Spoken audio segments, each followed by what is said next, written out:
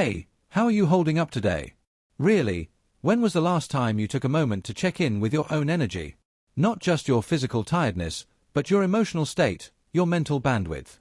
If you've been feeling drained, uninspired, or even a little resentful lately, you might not be lazy, weak, or ungrateful.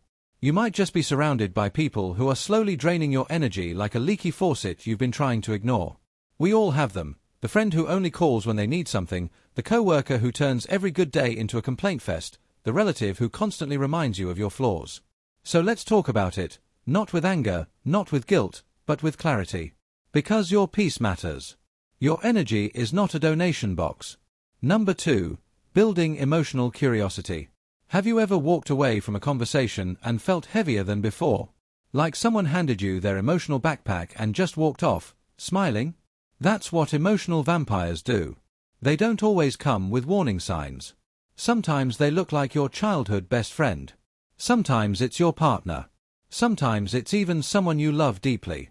And that's what makes this conversation hard, because we don't always want to admit that the people closest to us might be the reason we're constantly running on empty. But what if protecting your energy didn't mean losing people? What if it just meant choosing you first for once? Number 3. Understanding energy drain. Let's break it down. What does it really mean to have your energy drained? It's not just about being tired. It's about being emotionally exhausted. It's that feeling where every message from a certain person makes your stomach drop. Where every plan they suggest feels like an obligation, not a joy. Where you can't even be fully present in your own life because you're too busy emotionally babysitting someone else's mess. You're constantly solving, soothing, listening, apologizing, or explaining. And all the while, who's pouring back into you? That's the trap. You become the emotional dumping ground, the unpaid therapist, the over-functioning fixer. But here's the truth. People who love you don't leave you feeling like a chore. Number 4. The guilt that keeps you trapped. Now let's talk about guilt, the invisible chain that keeps you stuck in draining relationships. But they've been through so much. But I don't want to seem selfish. But what if I'm the only one they have? Sound familiar? That's not compassion, that's codependency dressed in empathy's clothes. You can love someone and still say, this is too much for me. You can wish someone healing and still say, but I can't be the one to save you. And most importantly, you can let go without hating them. Because guilt should never be louder than your need for peace. Number 5. Recognizing energy vampires. So how do you know who's draining you? Look for patterns. Is there someone who always brings chaos into your calm? Someone who constantly needs your attention, validation, or rescue, but never shows up when you need support? Do they respect your time, your space, your boundaries? Or do they push past them every time? Do you feel smaller around them? Less confident? More anxious? These aren't small things. These are signs. People who drain you often disguise their neediness as closeness. But real closeness doesn't cost you your mental health. Number 6. The power of boundaries. Here's the thing, cutting someone off doesn't always mean slamming the door shut. Sometimes it's about building a boundary, brick by brick, with love. You can decide not to answer every text immediately. You can say no without explanation. You can limit how long you stay in conversations that always leave you depleted. Boundaries are not walls, they're gates. Gates that protect your peace and let in what nourishes you. And when you start building them, people will react. Some will understand. Some will get angry. That's okay. Their reaction doesn't mean your boundary is wrong.